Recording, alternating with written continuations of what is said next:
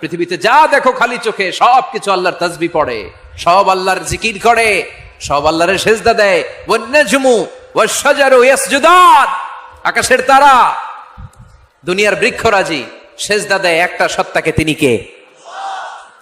অস্ট্রেলিয়ায় একটা শহর আছে সিডনি, সিডনিতে একটা জঙ্গল আছে।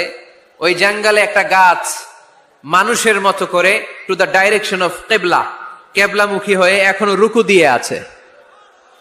সুবহানাল্লাহ পড়তে পারলেন না আওয়াজ করে?